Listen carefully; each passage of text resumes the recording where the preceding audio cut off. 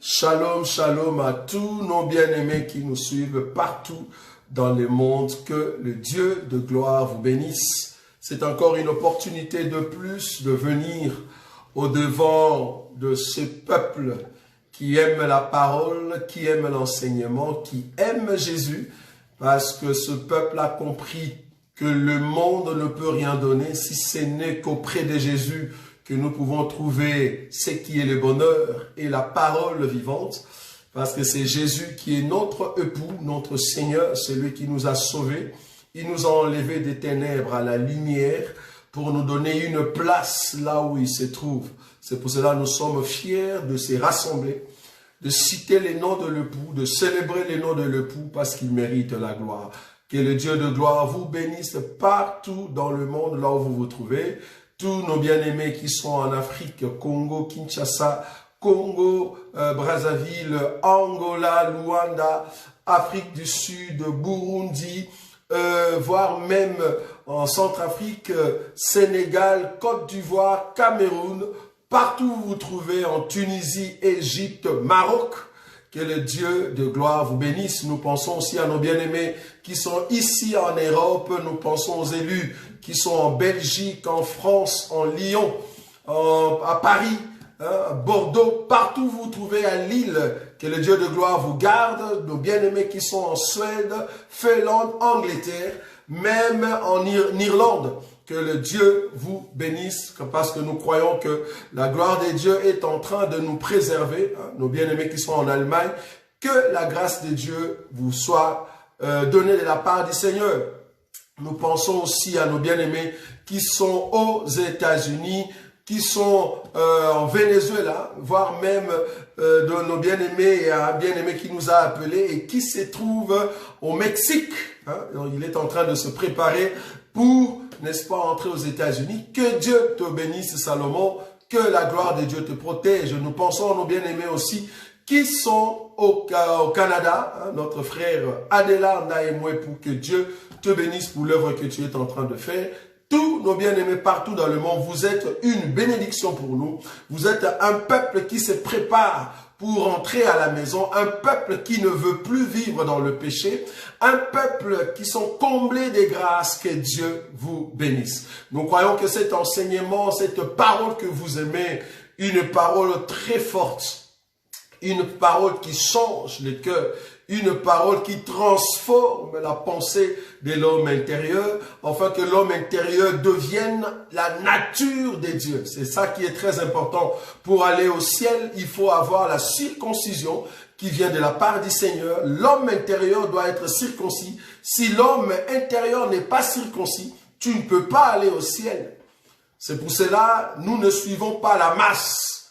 Nous regardons plutôt la qualité de ceux qui veulent mettre en pratique la parole de Dieu.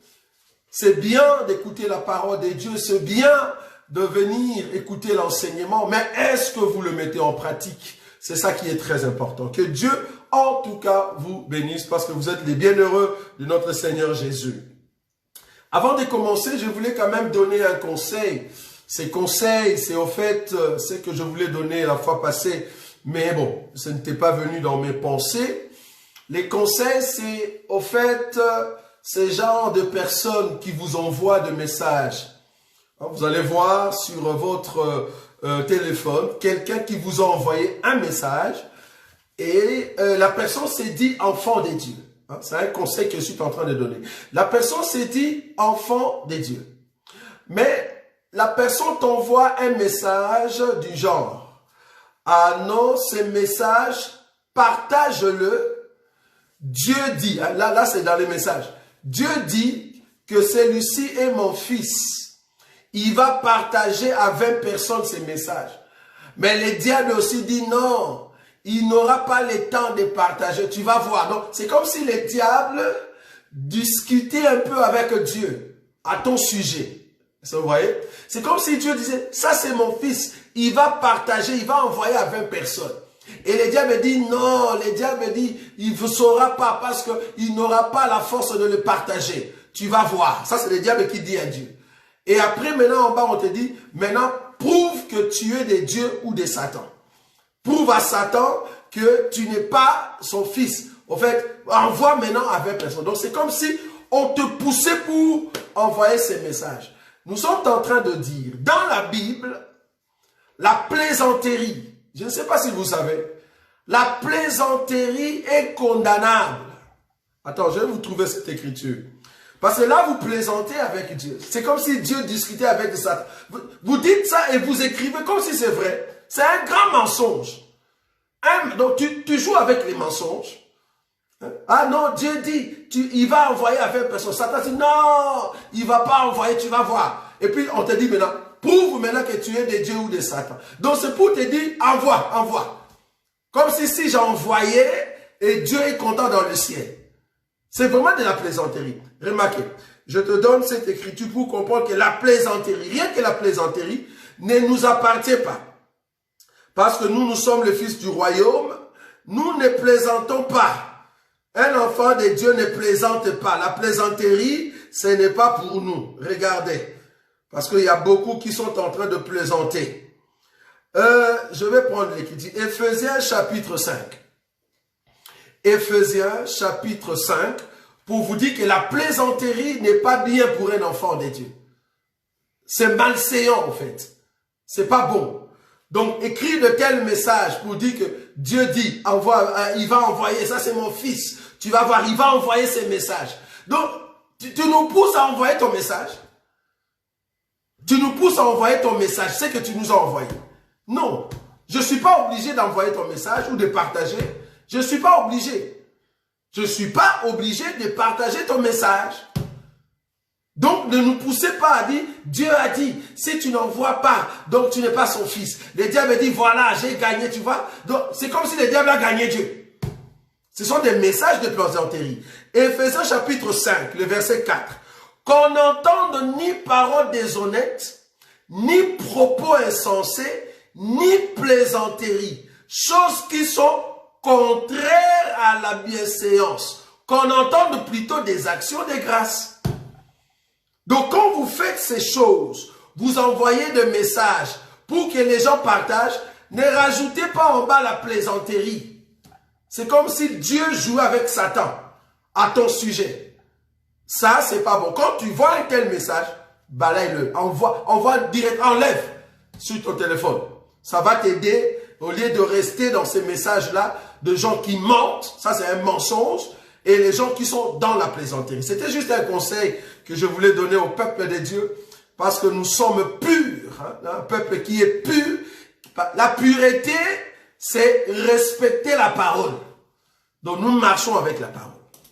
Voilà. Nous sommes venus aujourd'hui avec un thème très important en ce qui concerne la bénédiction. La Bible dit dans le livre de Proverbes.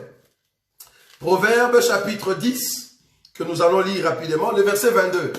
Parce que vous allez voir que ici, nous avons quelqu'un ou deux personnes. La deuxième personne, on ne va pas le mettre, mais je vais quand même citer ce que la personne a essayé de dire ou ce que d'autres pasteurs nous disent. Parce que comprenez que ça, c'est bitéate et nous voulons régler et arranger un faux enseignement que des hommes de Dieu essaient de mettre en place pour dire que c'est juste.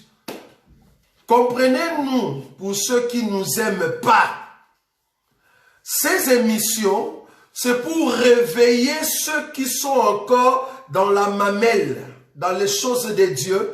Vous êtes encore dans les élémentaires. Parce que ceux qui sont mûrs dans les choses de Dieu, ils comprennent que tel pasteur c'est un escroc, tel pasteur est du vrai. On le sait. Parce que nous sommes des fils qui ont compris le langage du Père. Facilement, je sais voir que telle personne est dans le faux et telle personne est dans le vrai. On sait le voir. Telle prédication est juste, telle prédication est fausse. On sait le voir. Donc, quand vous présentez un enseignement, nous n'acceptons pas un enseignement au nom de la foi. Non. Nous acceptons un enseignement parce que cela va d'ensemble, où cela répond aux questions qu'on a posées à notre Seigneur Jésus. Nous disons Amen à un enseignement parce que l'enseignement correspond à la parole de Dieu.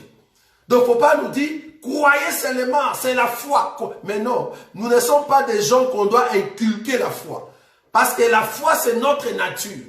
La foi, c'est une personne qui crie en nous et qui sait nous montrer directement que tel enseignement est faux et tel enseignement est vrai. Maintenant, vous allez voir, par rapport à cet enseignement, l'enseignement sur la bénédiction de l'Éternel qui enrichit, il y a beaucoup qui ont tordu le sens de cet enseignement, qui pensent donner un bon enseignement, cependant ils sont partis trop loin à côté.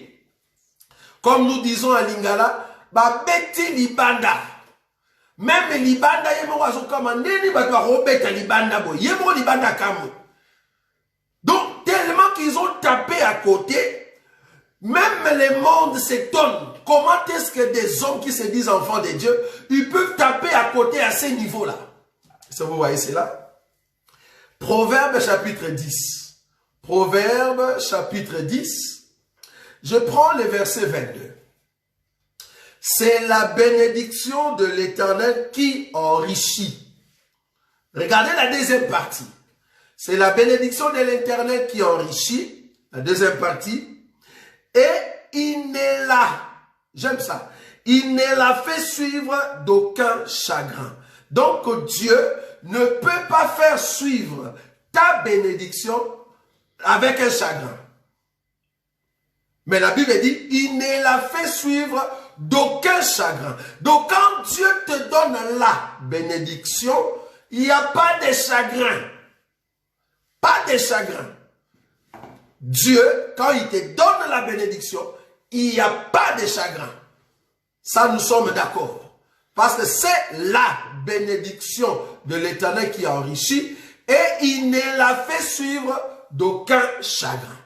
C'est là-bas que nous voulons nous asseoir. Alors, avant d'entrer, pourquoi nous avons pris, au fait, ces thèmes? Comme vous savez, ça, c'est Bitéa Théa. Il y a un homme de Dieu, soi-disant homme de Dieu. Nous ne savons pas, est-ce que c'est une personne qui avait faim? Est-ce que c'est vraiment un homme de Dieu, mais qui est parti trop loin? Mais nous voulons quand même voir ce qui s'est passé au Congo. Malheureusement, le Congo, hein, à chaque fois le Congo, que Dieu nous aide. Alors, cet homme est parti dans un marché.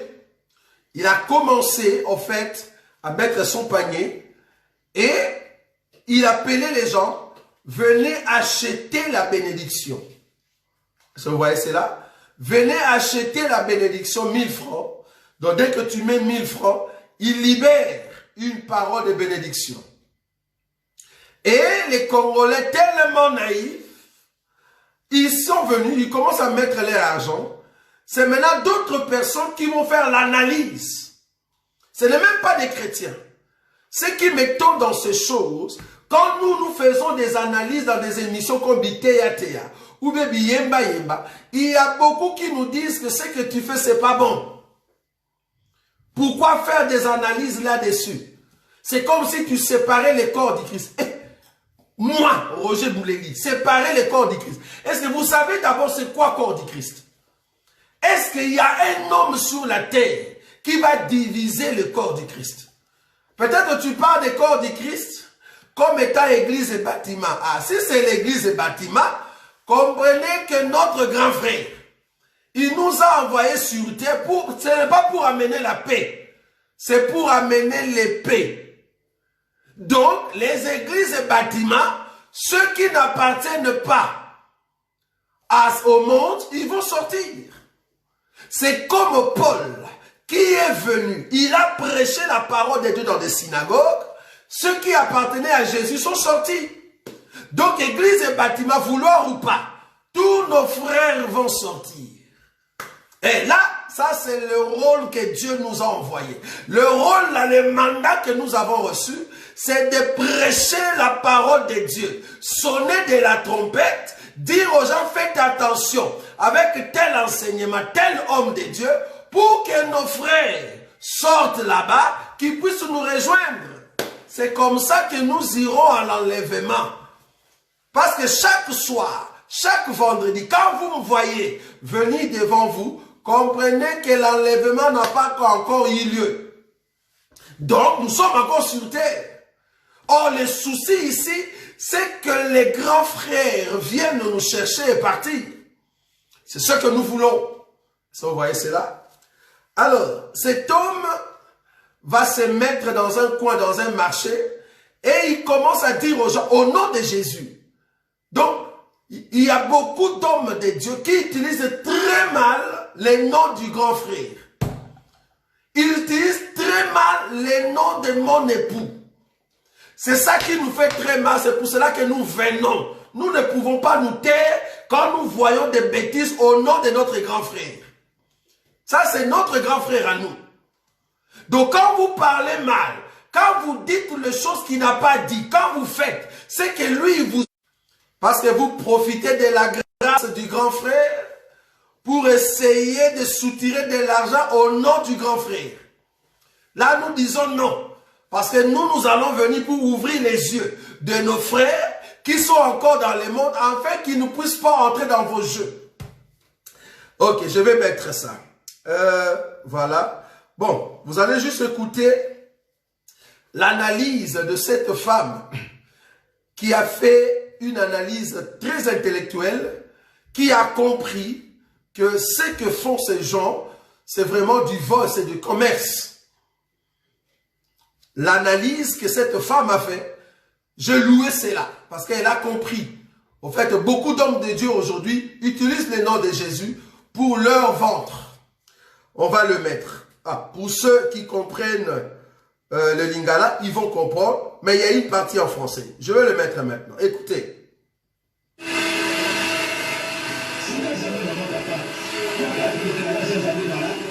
Là, il prêche avec un micro, hein, parce que le son n'est pas bon.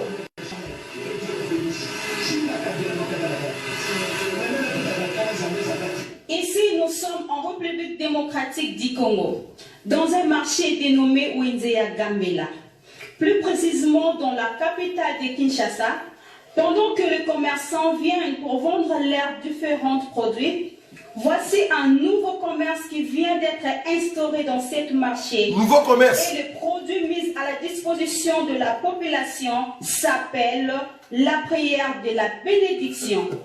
La personne que vous voyez devant vous est en train de vendre la prière de bénédiction. C'est-à-dire, s'il vous lui donnez de l'argent en échange, il fait une prière de bénédiction pour vous.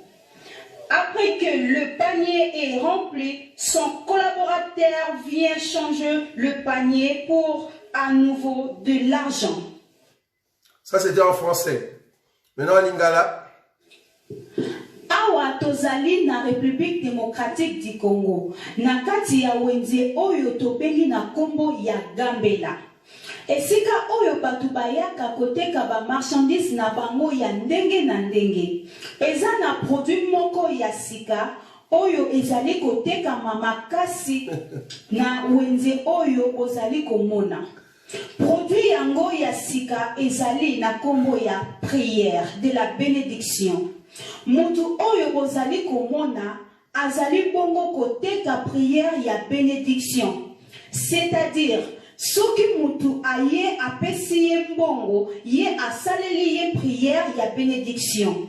Botala ndenge panier etondi na mbongo, collaborateur na ye aye pe alongoli pe a remplacé panier mususu.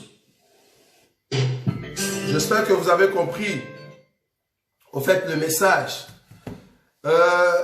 Ces gens, cette femme qui a fait cette analyse, parce que vous ne voyez pas les images, hein, moi j'ai les images, en tout cas même le bien-aimé qui nous suit, vous avez aussi ces images qu'on peut toutefois balancer. Vous allez voir un homme qui est dans un marché et qui est en train de vendre, au fait, la bénédiction. C'est parce que dans la tête de ces gens, ils se sont dit que si tu bénis, au fait, si tu donnes de l'argent, je peux faire une prière pour que ta vie ou tes problèmes trouvent des solutions. C'est comme si Dieu résolvait le problème des hommes moyennant quelque chose. Donc Dieu, pour résoudre ton problème, il faut amener de l'argent. Sans argent, ça ne passe pas. Donc, ils ont conditionné la bénédiction avec de l'argent. C'est-à-dire, tu donnes de l'argent, Dieu te bénit. Ça, c'est vraiment contre la Bible. C'est contre la Bible. Dans la Bible, c'est Dieu qui commence d'abord à bénir et l'homme vient remercier Dieu par ses biens. Ce n'est pas que l'homme apporte les bénédictions. Je dis bien dans la plupart dans la Bible. Dans la majorité des cas. C'est Dieu qui commence d'abord à bénir et l'homme vient maintenant remercier Dieu pour ce qu'il a fait. Ce n'est pas que je veux acheter la bénédiction auprès de Dieu moyennant mon argent. Qu'est-ce que je vais donner à Dieu? 1000 francs. Pour que Dieu me bénisse, il faut que je lui donne 1000 francs.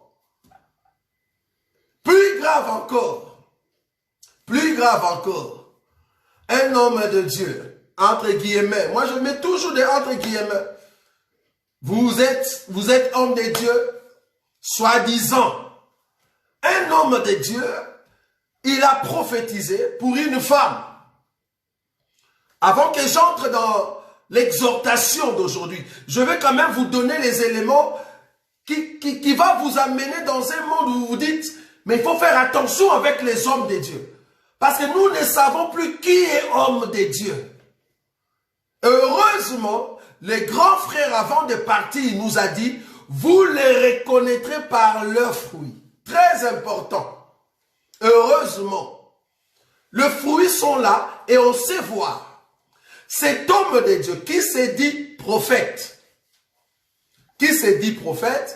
il a prophétisé sur une femme. C'est passé dans des réseaux sociaux. Nous n'avons pas besoin de citer les noms de cet homme. Nous, on est en train de citer l'acte pour comprendre que c'est vraiment tapé à côté. Cet homme va prophétiser sur une femme. Je vous rappelle que la prophétie, au temps de la grâce, quand nous annonçons une prophétie, ça doit être une prophétie qui édifie. Vous êtes en train de faire la confusion entre les prophètes au temps de la loi et les prophètes au temps de la grâce. La prophétie au temps de la grâce doit amener l'édification. Or, qui dit l'édification, ça doit être pour une personne qui est une pierre vivante qui va entrer dans la maison pour la construction de ce que nous appelons corps du Christ. Cet homme de prophète, il va prophétiser sur une femme. Qu'est-ce qu'il va dire? Il n'a même pas prophétisé sur une femme. En fait, c'était une prophétie lancée aux airs, que moi j'appelle. Donc, de prophétie qu'on lance dans les airs. C'est-à-dire Jésus. Donc, on lance une prophétie dans les airs. On ne connaît pas ton adresse.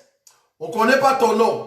Bon, je sais que le diable peut aller jusque-là, jusqu'à trouver même ton adresse, jusqu'à trouver même ton nom. Le diable peut le faire. Mais le problème est que quand la prophétie est là, parce que la Bible nous a dit, le Seigneur, par son esprit, il nous a dit, n'ayez pas foi à tout esprit. Examinez-le pour voir si ça vient de Dieu. Ce n'est pas un péché d'examiner une prophétie. Ce n'est pas un péché. Ce n'est pas un péché d'examiner ce qu'un homme de Dieu a dit par rapport aux Écritures. Cet homme a dit, il a lancé une prophétie dans les airs. C'est-à-dire, on ne sait pas la femme là où elle se trouve. Maintenant, on dit seulement en Espagne. Ok. C'est une femme qui est en Espagne. Ton fils, Dieu va... Écoutez la prophétie. Ton fils, Dieu va l'élever et il va devenir un grand footballeur. Écoutez la prophétie. C'est comme si je disais, je vois un homme qui a un fils et ce fils-là deviendra un grand musicien au Congo. Qui sera plus que le papa Wemba et le Kofi. Vous imaginez un peu la prophétie que Dieu est en train de donner à une femme qui se dit chrétienne. Donc, l'homme qu'on appelle le prophète, va dire que tu es en Espagne et Dieu me dit que ton fils deviendra un grand joueur en football. En d'autres termes, devenir un grand joueur, vouloir ou pas. Parce que nous avons des joueurs qui sont convertis aujourd'hui. Nous autres, on a essayé de jouer au foot, bien aimé. Devenir un grand, quand on dit un grand joueur, joueur connu, c'est ce qu'on a compris. Pour être connu au foot, vouloir ou pas, tu dois entrer dans des maisons. Tu dois aller toucher quelque chose. Ce n'est pas le football sur la route, non. C'est vraiment football professionnel. Si tu dois devenir grand, tu dois entrer dans des maisons.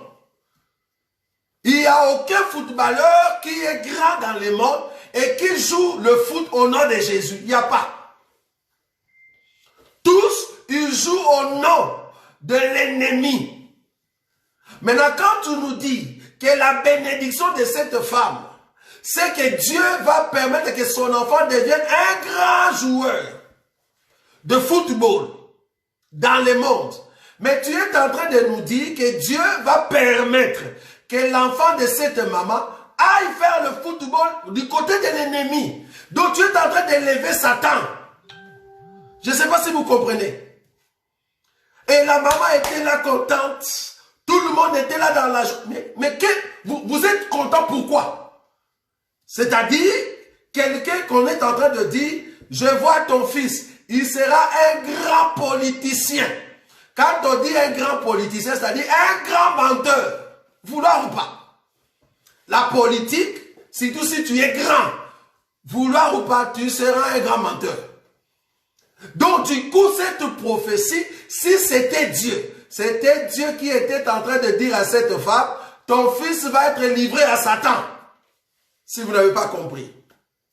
Chose grave, la femme va appeler. Parce que le nom de la femme, on ne connaissait pas. Bon, ça tombe qu'il y a une femme qui est comme ça.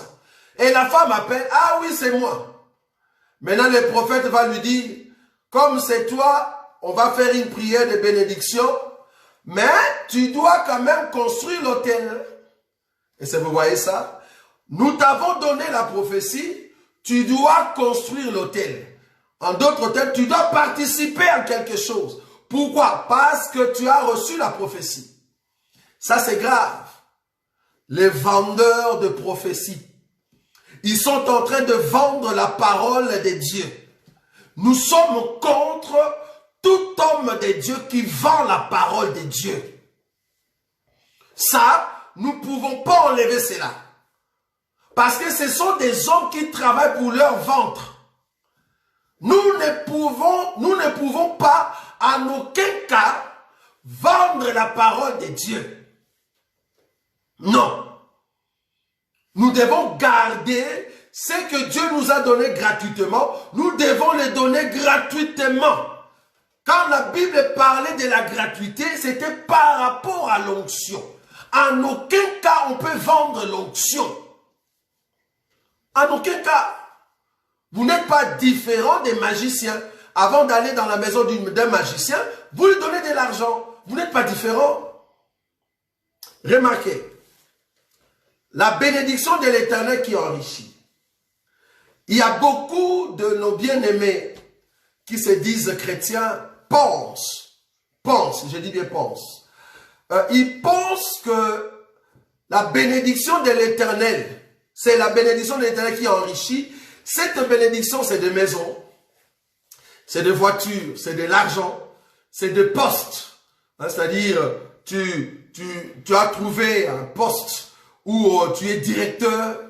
La bénédiction de l'Éternel qui enrichit. Tu as trouvé, je ne sais pas moi, une affaire.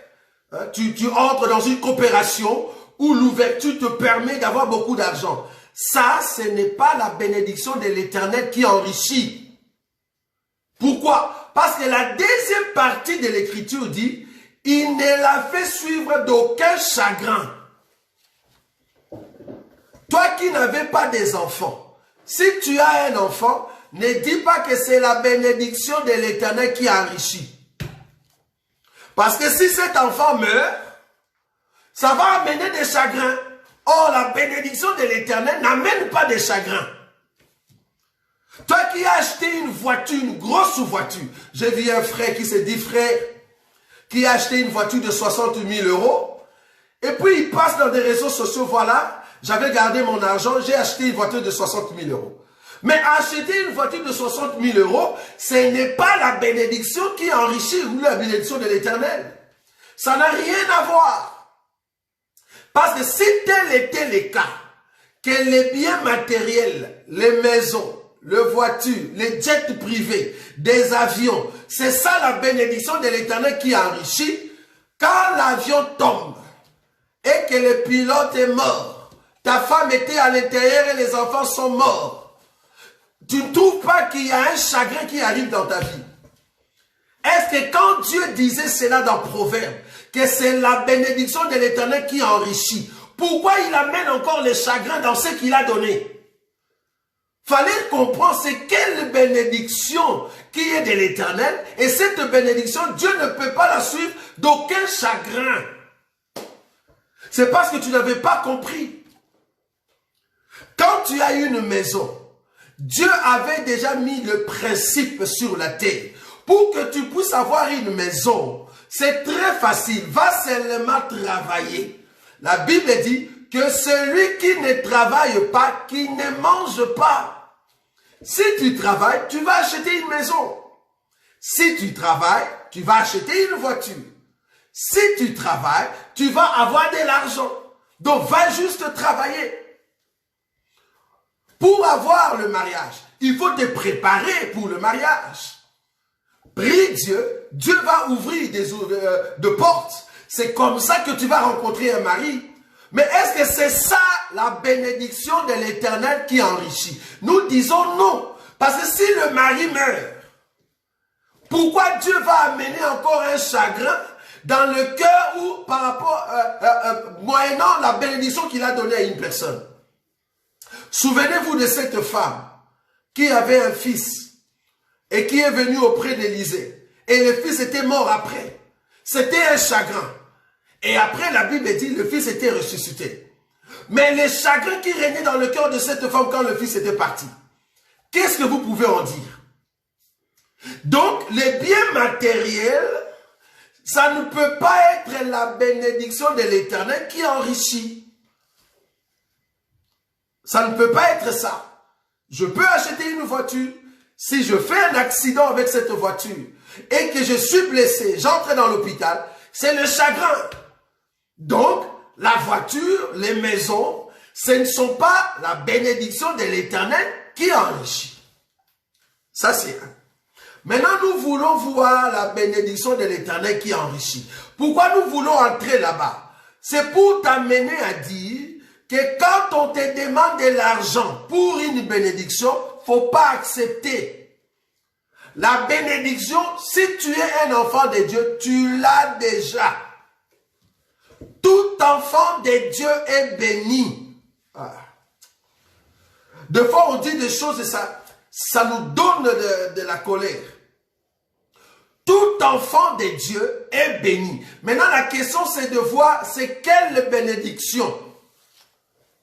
Si je peux te dire, dans la Bible, entre le pauvre Lazare et le riche, qui était béni? Selon les hommes, c'était l'homme riche. Ça, c'est selon les hommes. Mais l'homme riche n'avait pas la bénédiction de l'Éternel qui enrichit. C'est le pauvre Lazare qui avait la bénédiction de l'Éternel qui enrichit. Parce que si tu as ça, tu n'auras pas de chagrin. Ah, la Bible. Si tu as la bénédiction, tu n'auras pas de chagrin. Donc, on ne peut pas venir me mentir que donne de l'argent, Dieu va te bénir. Quelle bénédiction? Tu parles de quelle bénédiction? Là, tu parles de la bénédiction sens littéraire ou littéral. Mais la vraie bénédiction, je souligne ici. Parce qu'il y a la bénédiction dans le sens littéral que je vais prouver maintenant. Et la bénédiction de l'Éternel qui enrichit. Si tu as la bénédiction de l'Éternel qui enrichit, toutes les bénédictions, tu l'auras. Les maisons, les voitures, tu l'auras parce que tu as la bénédiction de l'Éternel qui enrichit. Bon, on va entrer. Je prends une écriture. Genèse chapitre 3. Je vais te montrer la bénédiction de l'Éternel qui enrichit Ève. Voilà. Je vais maintenant montrer ici quelle est la bénédiction de l'Éternel qui enrichit Ève. Si Ève a cette bénédiction, Ève ne peut pas souffrir de chagrin. Ève ne peut pas souffrir de chagrin. Pourquoi? Parce qu'elle va recevoir la bénédiction de l'Éternel qui enrichit. Ok. Genèse chapitre 3. Remarquez. Genèse chapitre 3. Je prends le verset 16. La Bible dit ceci. Genèse chapitre 3, le verset 16. Il dit à la femme, j'augmenterai la souffrance de tes grossesses, tu enfanteras avec douleur. Je m'arrête un peu ici. Pour ceux qui n'ont jamais compris la Bible, pour ceux qui ne saisissent pas le langage de Dieu, Dieu dit, j'augmenterai la souffrance de tes grossesses, tu enfanteras avec douleur. En d'autres termes, la manière que Dieu avait créé Ève, il devait enfanter avec douleur. Dieu l'avait déjà créé comme ça. La femme devait enfanter avec douleur. Mais parce qu'il y a eu péché, Dieu a pris cette douleur-là, il a augmenté. Est-ce que vous voyez ça? Donc la femme devait enfanter toujours avec douleur. Ne venez pas nous dire c'est parce que Adam a péché, maintenant la femme souffre beaucoup pour enfanter. Non, Dieu avait déjà prévu que toute femme qui doit enfanter, elle doit enfanter avec douleur. Mais parce que le péché est entré, Dieu va augmenter. Est-ce que vous voyez ça? Augmenter la douleur qui était auparavant. Et c'est comme ça que nous expliquons la parole. Maintenant, allez chercher dans la Bible quelle était la douleur d'avant et quand est-ce que Dieu vient augmenter la douleur. Ça, c'est l'enseignement bien-aimé.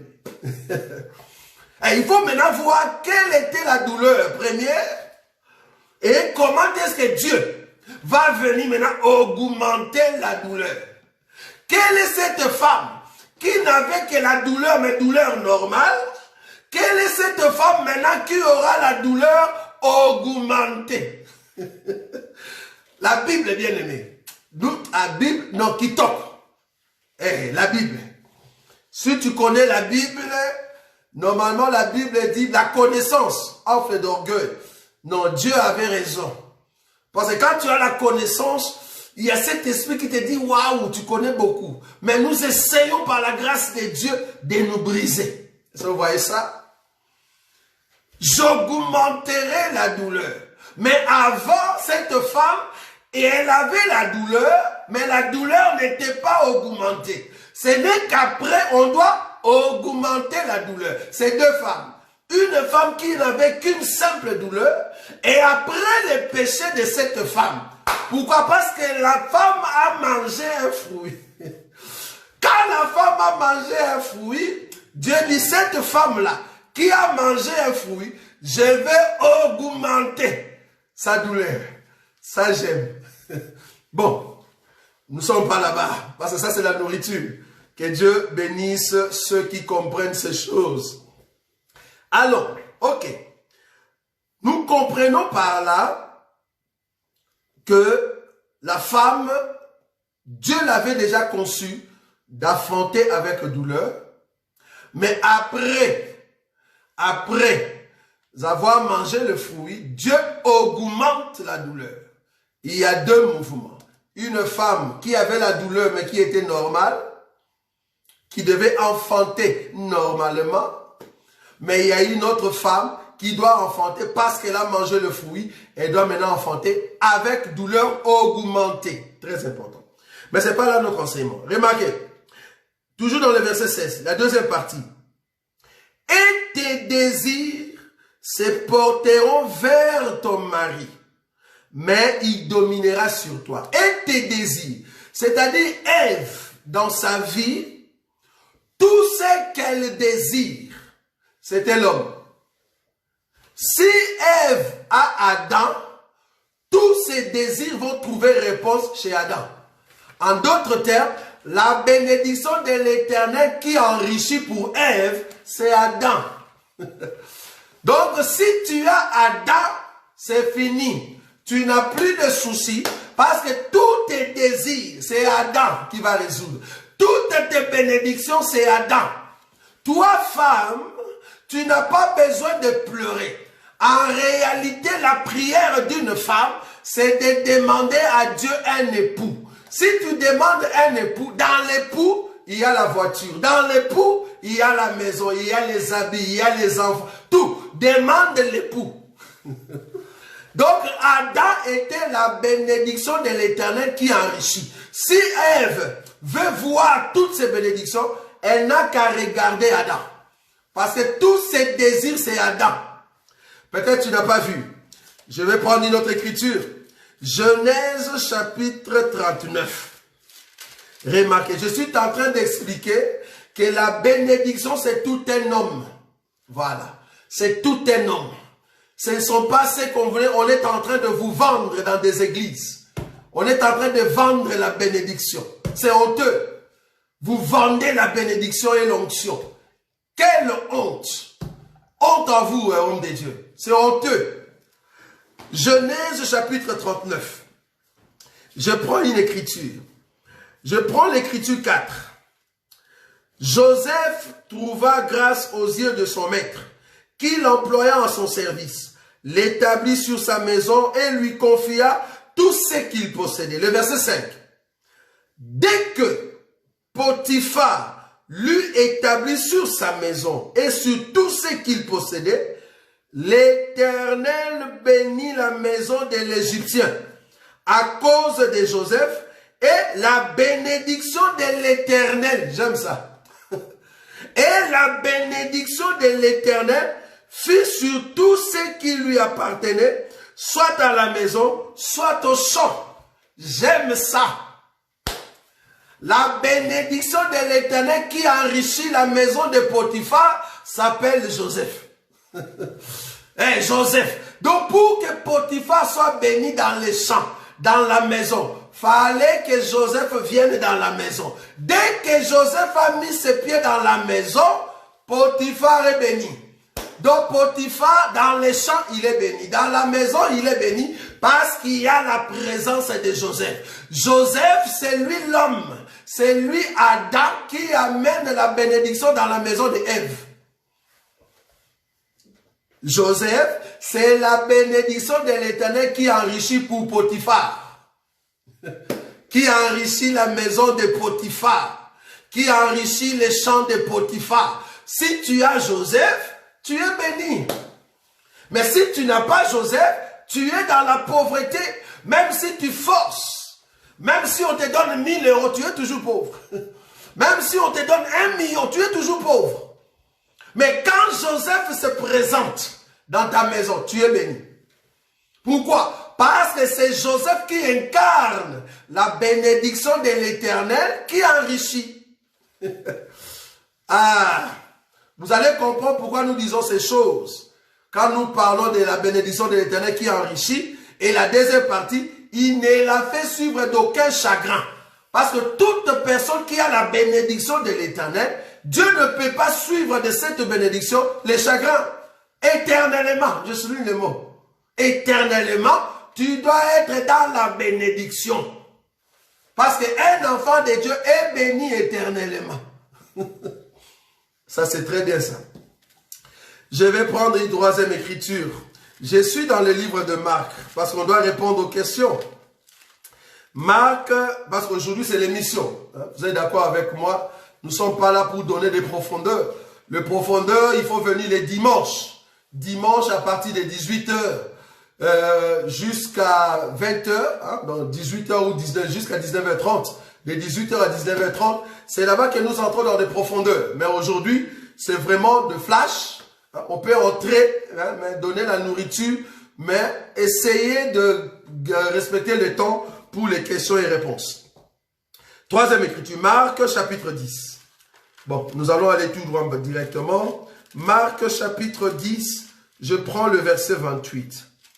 Marc chapitre 10, le verset 28. Pierre s'est mis à lui dire, voici, nous avons tout quitté.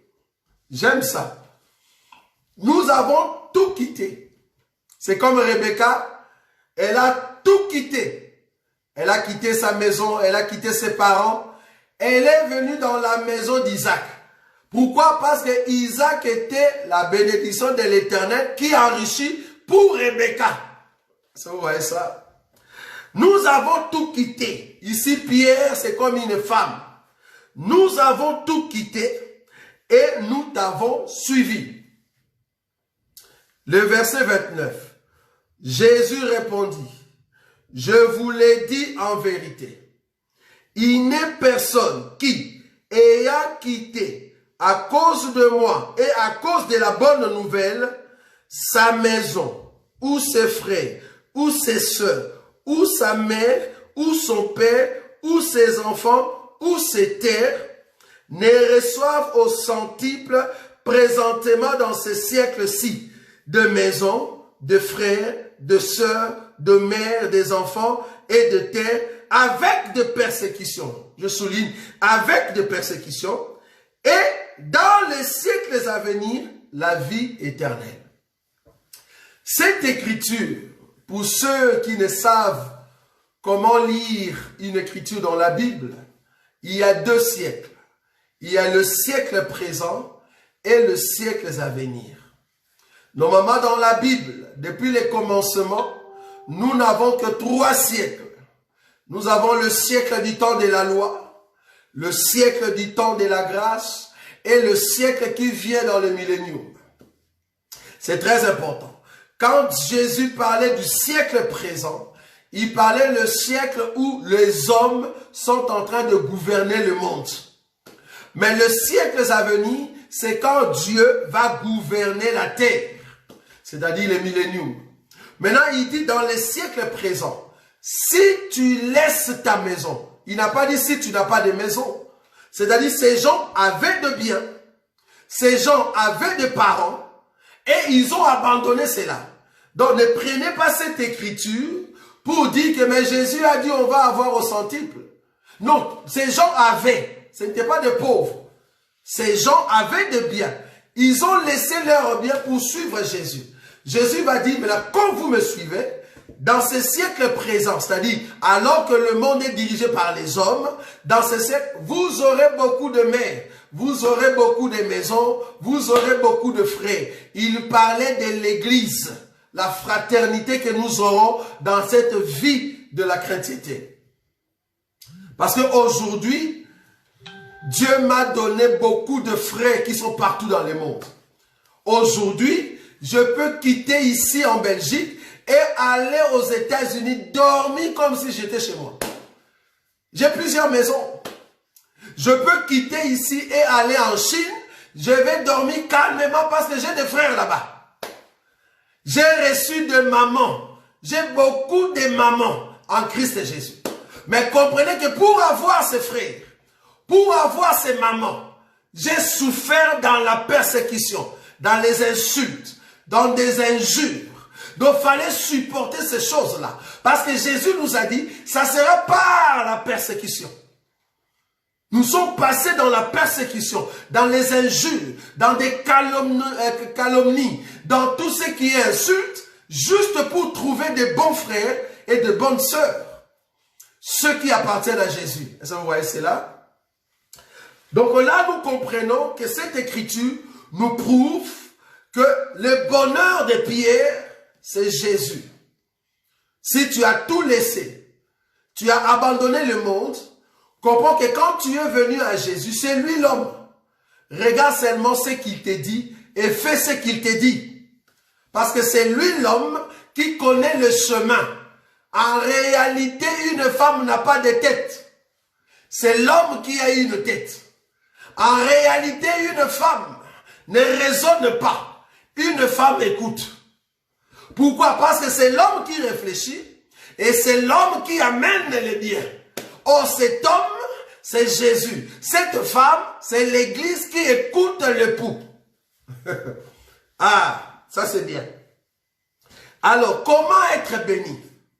Je prends Deutéronome. Parce que là, j'ai expliqué que la bénédiction, c'est tout un homme. Le nom de cet homme, c'est Jésus.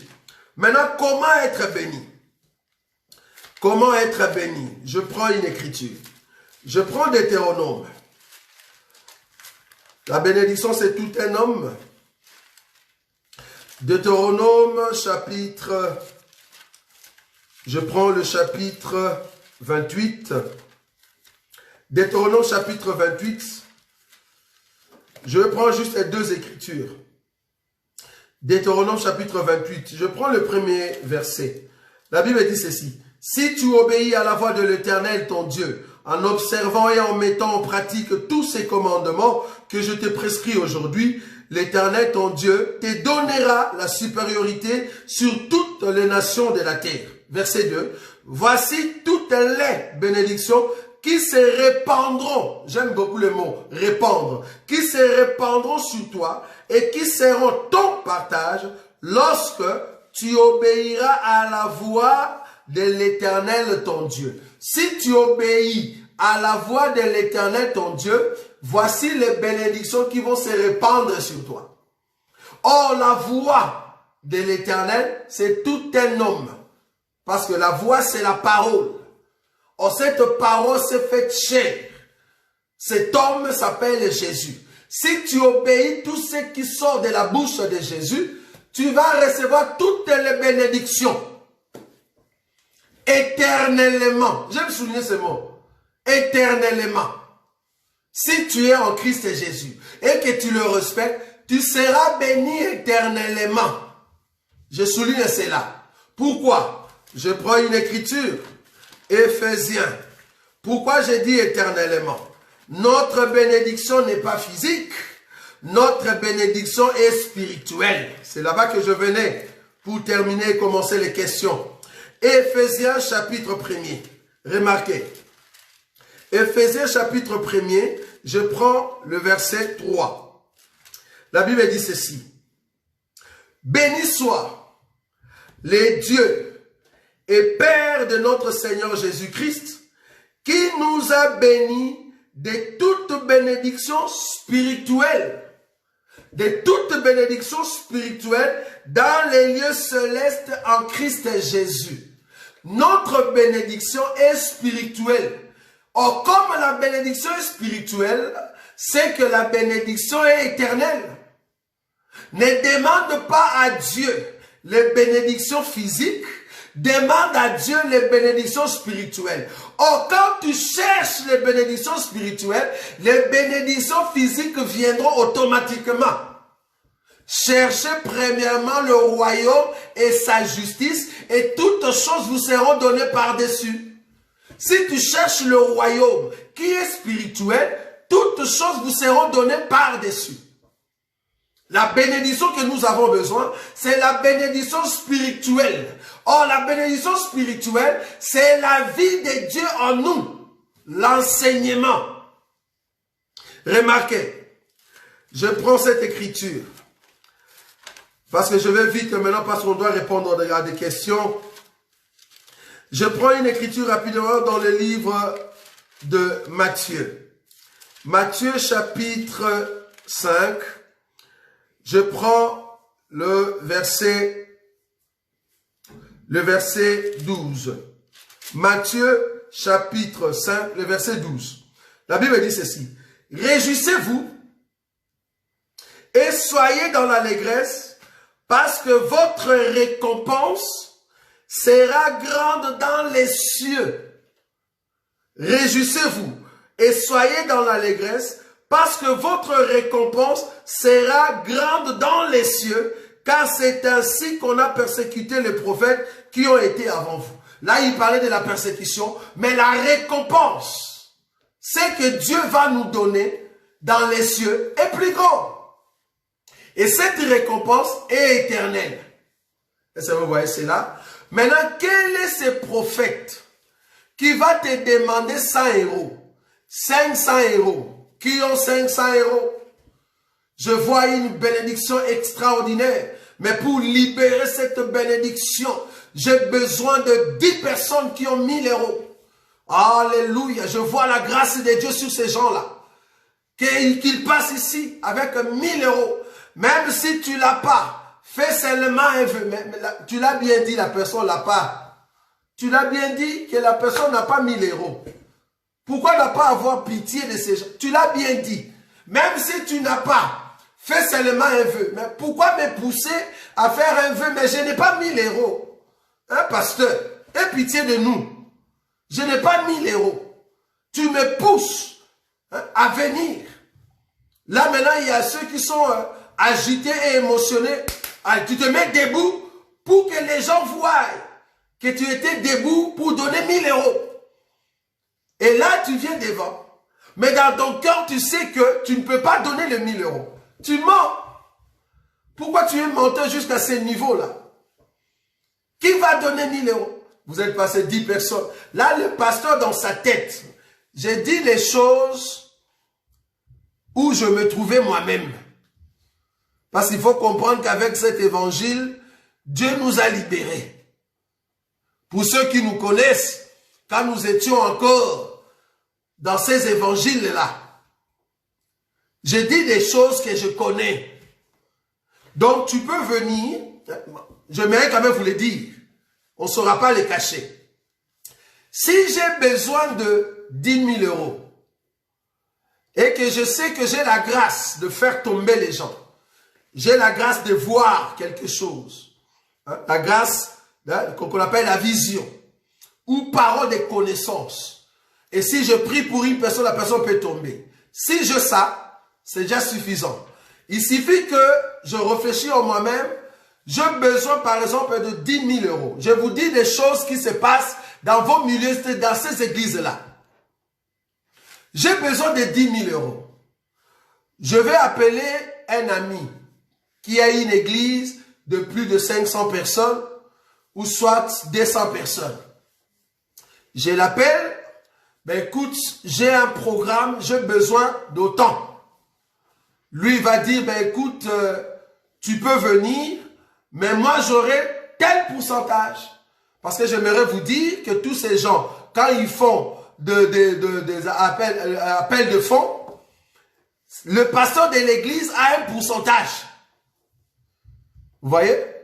Donc ils vont se mettre d'accord que non, quand tu vas prêcher, si tu auras, comme tu as besoin par exemple 5 000 €, mais et que tu arrives à 7 000, permets que tu prennes tes 5 000, mais moi, tu me donnes les 2 000 qui restent. C'est pour cela, quand tu vois les gens se séparer dans ces églises-là, souvent c'est un problème d'argent. Alors moi, je viendrai.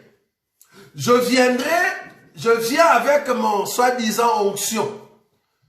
Je viens, je commence à prêcher la bénédiction que Dieu va vous élever. Dieu m'a élevé. J'ai été dans tel, j'ai fait ça. Mon parcours, j'ai de père. Voilà. Donc, tu essaies d'élever les gens connus. Et après, tu te mets dans la peau d'une personne qui était souffrante avant et que parce que tu as rencontré la grâce de Dieu, Dieu t'a béni, maintenant tu as une position. Là, tu mets dans la tête de ces gens-là que toi aussi, parce que tu n'as pas aujourd'hui, si seulement tu fais ce que je suis en train de te dire, toi aussi tu seras béni comme moi. Mais soyons sérieux, qui est béni? Parce que toi tu nous demandes de l'argent. Parce qu'en réalité, si tu étais béni, au lieu de nous demander l'argent, mais donnez-nous de l'argent. Amène 30 000 €, tu nous donnes. Mais tu nous demandes de l'argent, mais tu te mets dans la peau d'une personne qui ne demande pas l'argent. J'ai pas besoin de votre argent. Mais pourquoi tu es venu? Fallait rester chez toi.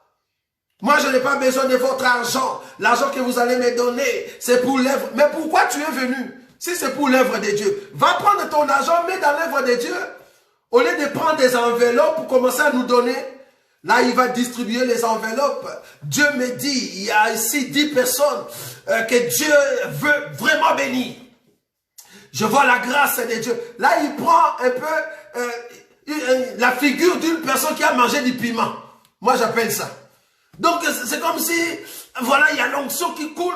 Quelqu'un qui a mangé du piment, ça fait très mal. C'est l'onction. Ça, c'est des mensonges, des grands menteurs. Alors là, il va commencer à vous balancer des prophéties. Prophétie telle juste, prophétie telle juste, prophétie telle juste. Après là, tellement que la prophétie est juste, là, il va maintenant balancer son montant.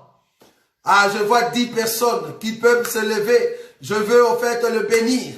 Et c'est là-bas que les 10 personnes vont se lever. Là, il est en train déjà de taper dans sa tête. 10 personnes fois 1000, ça fait déjà 10 000. Ah, après, mais non, il y a encore une bénédiction qui est dans ma tête ici. Dieu me dit, maintenant, alors que je suis en train de... Pas telle bénédiction. Qui sont prêts pour 500? 500. Qui sont prêts? Ils descendent. 300, 100, 50. Bon, qui ont les 20 euros? Une personne qui était venue dans sa pensée avec 5 000 euros, vous allez voir que dans une campagne d'évangélisation, tellement qu'il a convaincu les gens qui étaient là, il s'en sort avec 20 000. Et il va prendre son montant et il va donner le pourcentage au pasteur. Et à COP. Quand nous disons qu'ils à COP, parce que tu ne peux pas vendre l'onction. On ne vend pas l'onction. Et quand tu vois une personne avec des bijoux, la personne a l'apparence d'avoir beaucoup d'argent. Cette personne, non, toi, Dieu me dit telle chose, mais vois-moi à la fin. Mais pourquoi tu ne le dis pas maintenant? Parce que tu as dit que Dieu lui t'a dit. Dieu te dit, dis-nous maintenant pourquoi tu veux le voir à la fin.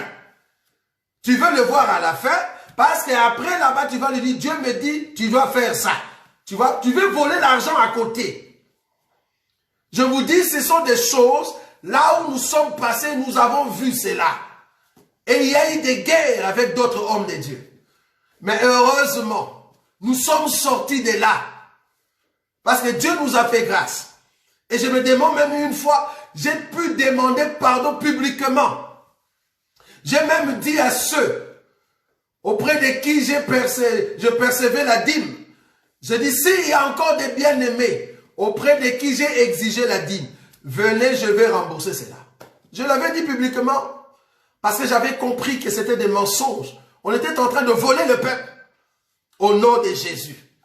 Alors quand vous voyez ces choses-là, la Bible n'est pas contre vous si vous êtes en train de faire l'analyse. La Bible te dit, n'ayez pas foi à tout esprit. Examinez-le pour voir si ça vient de Dieu ou pas. Comment tu vas examiner un voleur, un escroc, pasteur? Tu vas l'examiner par rapport à l'enseignement. Bon, beaucoup ne nous aiment pas. Mais que Dieu vous bénisse. Nous vous aimons tellement. Le but ici, c'est pour réveiller le peuple de Dieu. C'est pour cela que nous ne sommes pas aimés au milieu des pasteurs. Je n'ai pas besoin qu'on puisse m'aimer. J'ai besoin que vous puissiez écouter. Parce que c'est lui qui écoute la parole. Quand tu es seul, si réellement tu es venu du ciel, le Saint-Esprit va te dire, telle parole, c'est ta parole. Change. Change. C'est ça le but. Donc, nous sommes arrivés à la fin de cette partie de Bitéa pour dire que la bénédiction, ce ne sont pas le matériel. La bénédiction, ce ne sont pas des maisons. La bénédiction, c'est Jésus. Si tu as Jésus, tu as tout, bien-aimé. Et ta bénédiction est éternelle. C'est pour cela que tu reviendras. Même si tu meurs aujourd'hui, pour comprendre que ta bénédiction est éternelle. Si tu meurs aujourd'hui, parce que tu as Jésus, Dieu ne peut pas suivre Jésus avec un chagrin, non. Parce que c'est une bénédiction que Dieu te donne, le Fils. Si tu as le Fils, tu as la meilleure bénédiction. Or, cette bénédiction-là, Dieu ne peut pas le suivre d'aucun chagrin. Dieu ne peut pas permettre que cette bénédiction t'amène dans des chagrins. Au contraire, cette bénédiction va t'amener toujours la joie. Or, cette bénédiction qui amène la joie dans nos cœurs éternellement, c'est le Seigneur Jésus. Même si je mourrais aujourd'hui, je veux ressusciter parce que j'ai Jésus. Quand je vais aller au ciel, je reviendrai parce que j'ai Jésus. Je vais entrer dans l'éternité parce que j'ai Jésus. C'est la bénédiction de l'Éternel qui enrichit et Dieu ne les fait pas suivre d'aucun chagrin. Parce que c'est la grâce de Dieu qui est sur nous. Dieu, il ne l'a fait suivre d'aucun chagrin parce que c'est son Fils.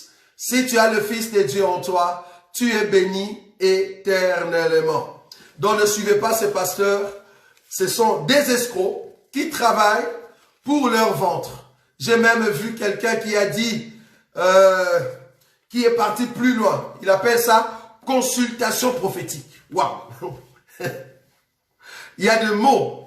Consultation prophétique. C'est-à-dire, nous sommes en train de te consulter prophétiquement. Parce qu'à l'hôpital, on vous consulte selon la médecine, hein, selon la santé. On vous consulte.